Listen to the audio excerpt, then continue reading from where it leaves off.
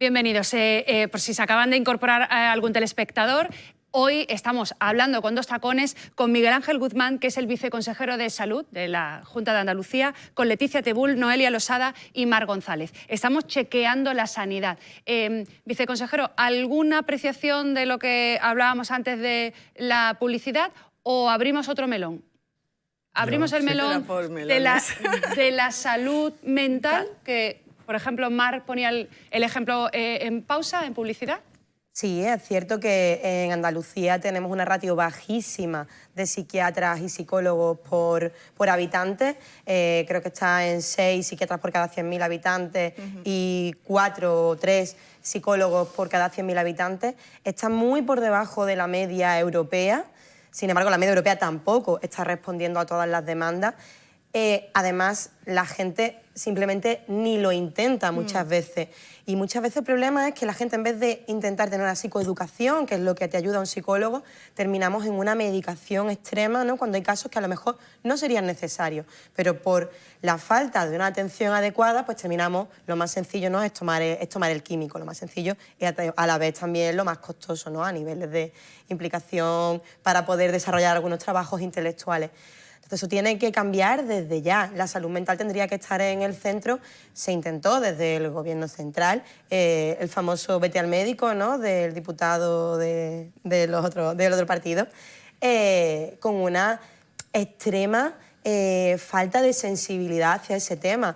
Tendríamos que tener de hecho lo hemos propuesto desde Por Andalucía, del grupo en el que se integra mi partido, hemos propuesto que haya una unidad de prevención hacia las conductas suicidas, que ahora mismo no la hay. Tampoco hay unidades de día en todas las provincias para atender. ¿Cómo puede usted decir eso? Hay un plan andaluz para prevención del suicidio, del cual la directora está aquí en Málaga. Hay unidades de día en muchísimos sitios de Andalucía. En muchísimos sitios, no en todas. Pero no diga usted que no hay ninguno, no diga usted que no hay. No, yo no he dicho que no haya ninguno, he dicho que en todas las provincias no hay. Si usted tiene una hija en cierta provincia que tiene un trastorno de la conducta alimentaria, por ejemplo, por desgracia, pues hay algunas provincias en las que no puede estar en una unidad de día, te tienes que cambiar. Hasta hace año y medio, 2 años, en Andalucía no había ninguna. Y se tenían que ir a Puerto Llano o se tenían que ir a otras comunidades autónomas. Desde ahora mismo, en la actualidad, en Andalucía hay 2. Una lo tienen ustedes en el Centro Guadalmedina del Hospital Civil de Málaga y otra en el hospital, ahora lo llaman Doctor Oloriz, el antiguo clínico de Granada. 2, antes ninguna. Entonces, no me diga usted que no se está haciendo nada. Hemos contratado a 300 profesionales de salud mental en los 2 últimos años. 300, entre psiquiatras, psicólogos y enfermeras, etc. A ver, ¿es perfecto? No, nos falta muchísimo. Nos falta muchísimo porque partimos de un nivel tan bajo, tan bajo, tan bajo. O sea, aquí hubo una reforma a nivel nacional, que se pensó que la salud mental se curaba sola. Y entonces se siguió una estrategia de integración total. Y está bien que, por supuesto, todos los pacientes de cualquier patología, y por supuesto de patología mental, tienen que estar integrados en la sociedad, pero con unas ayudas concretas y específicas para esa dolencia, ¿vale? Y eso se ignoró. Aquí, ahora mismo, hemos ampliado, restaurado, porque las unidades de salud mental daba pena verlas. O sea, es como si entraras en un nosocomio del año o del siglo pasado. ¿Vale? Entrabas allí todo deteriorado, los techos, tal. Daba pena. Nosotros al menos hemos mejorado la estructura, hemos ampliado los profesionales, tenemos un plan andaluz de salud mental, se llama PISMA, Plan Integral de Salud Mental de Andalucía, y tenemos planes concretos de la prevención del suicidio. Pero lo de la prevención del suicidio, y dejadme que me extienda mínimamente porque para mí es un tema clave y muy importante, y en fin, todos tenemos algún conocido, si no un familiar. A ver, la prevención del suicidio empieza en la educación y la salud mental empieza en la educación. O sea, no podemos decir, no, ahora es que no estamos haciendo nada. Es que tenemos que hacer desde que el niño nace. Desde que el niño nace, en su entorno familiar, su entorno escolar, la educación que percibe y que recibe de toda la sociedad. Todos los inputs que nuestros jóvenes, nuestros adolescentes reciben. Estamos creándoles un estado de insatisfacción permanente.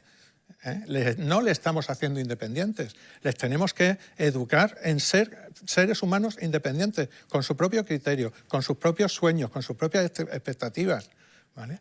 Y si ahora lo que estamos es dándonos golpes en el pecho de que se suicidan los jóvenes, a ver, cuando yo estudiaba medicina, ¿sabe usted dónde se suicidaban los jóvenes? En Suecia.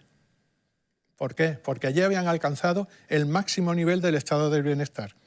Y todavía hoy en Europa el máximo nivel de suicidio se da en los países escandinavos. De lejos, muy de lejos que en España, donde es un gran problema. Hay Sí, un documental muy interesante respecto a los países escandinavos y viene también, que es verdad que hay un índice de personas que se suicidan y también de gente que muere sola, pero también están orientando al tema de la soledad. Es decir, que en los países escandinavos son tan independientes que no tienen el círculo que tenemos en los países latinos, ¿no? De la amistad, de la familia. Del vecino, incluso. Efectivamente, del vecino, ¿no? Que también ese aislamiento social que han fomentado ellos no por aislarse, sino por ser independientes, propicia luego situaciones de verdadera soledad. A mí sí que me gustaría decir que hace falta, estoy de acuerdo en que la enfermedad mental es una de las que tenemos que potenciar más, reforzar más, máxime cuando desde la pandemia se ha sufrido un repunte tremendo bueno, creo que hasta un 4% más en el 20 que en el 19 y se sigue aumentando las personas que son tratadas con ansiolíticos o tratamientos. Bueno, sobre todo mujeres, porque Sí, el dato exacto. es arrollador en el sentido de que el mayor número de pacientes que toman benzodiazepinas, opiáceos, etcétera, etcétera, son esencialmente mujeres. Encima hay una cuestión de perspectiva de género en este sentido, donde sistemáticamente se medica. Y los médicos de atención primaria lo hacen porque no hay más remedio, porque precisamente, pero esto pasa en en todo el territorio de España, no es algo exclusivo de Andalucía, que como no existen las unidades de salud mental, ni siquiera pruebas, pues como no tengas 70 euros para pagarte las sesiones, al final estás medicada. Entonces, claro, yo me pregunto, pues ahora hay 2 unidades en fin, yo creo que a lo mejor en un plan de aquí a 4 años habría que intentar disminuir la ratio a la mitad. Yo no sé si eso como gestor me puede usted decir si eso es viable o no, porque no me atrevería a hacer una estimación así. Brevemente. Pero teniendo en cuenta los índices de menores y teniendo en cuenta que luego con los problemas de trastorno mental afecta esencialmente a población femenina, pues porque están, en fin, sobresaturadas. Yo creo que esto no es una cuestión de género, y os lo voy a decir muy claro. Es verdad que la mayoría de los que consumen benzodiazepinas o medicamentos para este tipo son mujeres, pero el 75% de quienes se suicidan son hombres. Por lo tanto, digamos, yo aquí no haría una cuestión de género. Esto es una cuestión social, de la sociedad, de que tenemos que enfocarlo de otra manera y, como he dicho antes, desde la educación. Ya, No sé pero si Proyecto Hombre lo puso como Leti, elemento en sus informes. No sé si tenéis la sensación en vuestro entorno, eso lo habéis escuchado alguna vez, de si te toca, que no nos toque, una enfermedad dura, un cáncer, en la sanidad pública, bueno, estás protegido, cuidado, pero si tienes por la espalda que tiene Leticia, de tanto deporte que la tiene hecha, en fin, si te toca ya, o la rodilla, ahí estás fastidiado, ahí se prolongan los tiempos. ¿Tenéis esa sensación de que ante una enfermedad dura sí estamos más Hombre, protegidos? claro, pero vamos, es que me lo dejas votando. Claro. Tengo yo aquí, lo he traído porque quería aprovechar, porque yo como hablo con mis papelitos, y esto no es una cuestión de esto soy yo, porque creo y puedo, estoy en la seguridad de que los Abogada, que nos están nos quedan viendo, 5 minutos. los que nos están viendo estarán diciendo, pues mira, a mí también me pasa, a mi madre, a mi tía, a mi prima, a mi marido, a mi niño, en fin. Yo creo que esto le va sonando en la caja de resonancia a la gente. Yo tengo una derivación al oftalmólogo en el hospital mío del Marítimo, porque ya se sabe que yo soy de Torremolinos, del 22 de septiembre de 2021. Fui a hacer mi primera reclamación en julio. El hombre me dijo, ahí en el hospital clínico, que cómo había tardado tanto en ir a reclamar. Y yo dije, bueno, entiendo que pone prioridad normal, bueno, 6, 7, 8 meses, no debería, pero bueno. ¿Te lo han solucionado?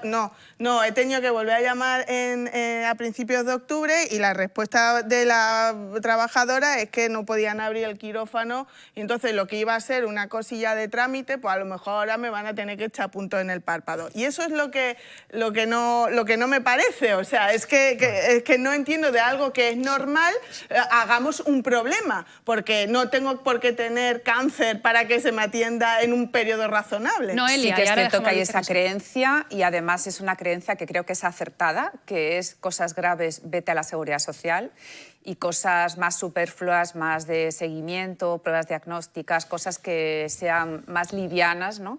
Vete a lo que yo he empezado diciendo, que los seguros privados son complementarios, pero que realmente, bueno, o para acelerar pruebas, etcétera, todo el mundo... Pero no complementario. Pero eso es muy buena... Es que al final eso está muy bien, porque al final la imagen que tenemos de nuestra sanidad pública es que es la mejor y que para cosas importantes venta a la sanidad pública.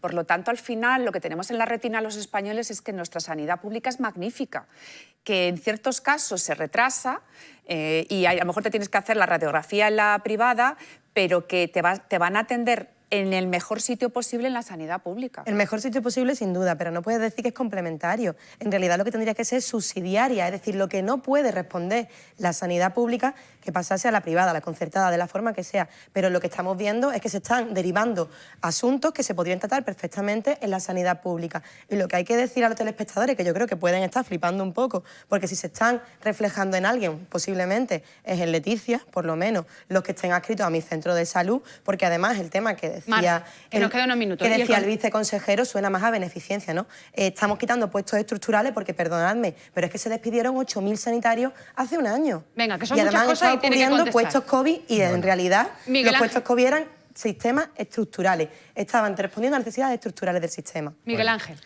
Una pandemia no es una necesidad estructural. Eso lo convendrá usted No, conmigo. digo las Déjeme que le tareas que responda. están desarrollando Déjeme usted que le ese responda. personal. Obviamente no es una cuestión estructural una pandemia. Ningún sistema sanitario del mundo, ninguno, es capaz de abordar una gran catástrofe, ¿vale? Y nosotros, esta digamos, gincana que ha sufrido usted y que yo, en nombre de la sanidad pública, le pido disculpas y que reconozco que está mal, lo reconozco, ¿por qué no? ¿Vale? Lo que ocurre es que también le ha pillado usted saliendo de una pandemia o todavía en pandemia, que no se nos olvide que estamos. En el SAS, señorita o señora, nunca jamás se ha despedido a nadie. Ni ahora, ni antes, nunca. No se han renovado, Nunca. no se han renovado unos contratos que eran necesarios. Si usted conociera, es que claro, la demagogia, para hablarle al público que tampoco lo conoce y no tiene por qué, en el SAS no se renuevan los contratos pasan a bolsa, porque así está conveniado con los sindicatos. ¿Correcto? Entonces, cuando se acaban los contratos, esos contratos se ponen a disponibilidad otra vez en la bolsa y por puntuación estricta y por méritos, los profesionales lo eligen. No se ha despedido a nadie, es falso. Hay máximo empleo en médicos y en enfermería. Todo lo que ustedes quieran decir y repetir y tal, estarán repitiendo falsedades. Hay máximo empleo, es imposible que despidamos a nadie. De la sensación esa, Miguel Ángel, que tenemos, de que tiene mucha gente, para algo gordo vete a lo público, para algo más pequeño estás fastidiado, tipo Leticia, ¿de eso qué decimos? Hombre, yo quiero decir que la sanidad pública garantiza absolutamente cualquier tipo de patología, la más grave y la más leve. Es verdad que se prioriza la más grave, como ustedes saben, en todos los temas oncológicos, ni siquiera en pandemia, que se cerraron quirófanos, ni siquiera en pandemia se dejó de trabajar. maternidades. Maternidades, Claro, sí. Bueno, ¿quiere usted que hablemos de la maternidad? Del clínico, sí. Sí. Donde Pues día yo le voy a no decir, puedo. le voy a dar un ejemplo de medio minuto. La maternidad del hospital clínico solo se veían partos que no eran complejos. Los que eran complejos, antes de serlo, cuando se detectaba que eran complejos, se derivaban al materno. Exactamente. ¿Está usted de acuerdo? De acuerdo. Segundo, 25 mujeres, una vez yendo al clínico a parir, con un parto supuestamente no complejo, tuvieron que ser derivadas ellas y sus hijos recién nacidos al clínico durante el año 19. Lo que haría falta es poner una UCI de neonatología Perdone en el usted, hospital clínico. tenemos no a 5 minutos, reducirlo. pero usted, yo no sé cuál es su profesión, de la cual yo seguramente si me pongo a hacerla no tengo ni idea. Entonces, por favor, que no se meta todo el mundo a gestores sanitarios. O sea, es fácil opinar de fútbol, pero de sanidad yo creo que hay que tener un poquito de respeto. La malagueña antes podíamos decidir dónde dar a luz y ahora es que no es una cuestión de decidir, es decidirlo. una cuestión de seguridad del paciente, de la madre y del hijo. Eso sí y que es todos los demagogia. profesionales están de acuerdo. En vez de mejorar las infraestructuras y poner una UCI de neonatología en el hospital clínico, pues lo que hacemos es lo cerramos, aprovechando la pandemia. Qué casualidad, Venga, también será casual que nos toque pagar a las mujeres. Yo creo que esto no puede quedar así porque la opinión opinión pública no puede quedarse con que esto es así. No es así. En Málaga están las mejores condiciones para las mujeres y sus hijos, las mejores. Y lo que no podemos tener es una maternidad cada 10 minutos. Puede haber una maternidad en Ronda, una en Antequera, otra en Vélez Málaga, pero no del hospital clínico al hospital materno-infantil a 10 minutos, 2 maternidades completas. O sea, teníamos una maternidad que, además, el hospital clínico necesitaba esos metros, ese espacio, porque el hospital clínico se tiene que desarrollar en otras especialidades. Y Málaga tiene un hospital materno-infantil con la máxima equipación, con la máxima cualificación, que por supuesto también la tenían los profesionales del clínico, pero esos profesionales del clínico nos lo hemos llevado al materno. O sea, ahora mismo tenemos la mejor maternidad de Andalucía, sin duda, en el materno infantil de Málaga. Noelia, ¿alguna cosa más? Que te veo con los papeles. No, bueno. ¿Alguna cita que quieras reclamarle al viceconsejero? No, alguna mía. No, yo creo que parto de cómo he empezado, ¿no? Yo creo que había una sanidad pública en la UCI, se ha invertido en ella, es verdad que nos ha pillado una pandemia, que eso es imposible de prever, pero es cierto que ahora pues estaremos muy beligerantes y muy exigentes porque ya no hay excusa posible, ¿no? Ya ni la herencia ni la pandemia, y a partir de ahora seremos muy exigentes, aún reconociendo que efectivamente se ha mejorado el nivel de inversión y que los proyectos que hay eran proyectos que estaban en el cajón y han salido. Cuando terminamos el programa siempre le pregunto a las contertulias, ¿habéis hablado con libertad, con 2 tacones? Yo le quiero preguntar al viceconsejero de Salud. Miguel Ángel Guzmán, ¿volverás a venir alguna vez? Por supuesto, cuando me invitéis. Yo creo que os he dicho en un descanso que aquí no se trata solo de dar un discurso, sino de aprender. Y yo, desde luego, me llevo algunas ideas que me habéis dado y alguna casuística en la que sin duda tenemos que mejorar. Señoras y señores, hasta aquí hemos llegado. En 7 días estamos aquí. Hablamos con 2 tacones.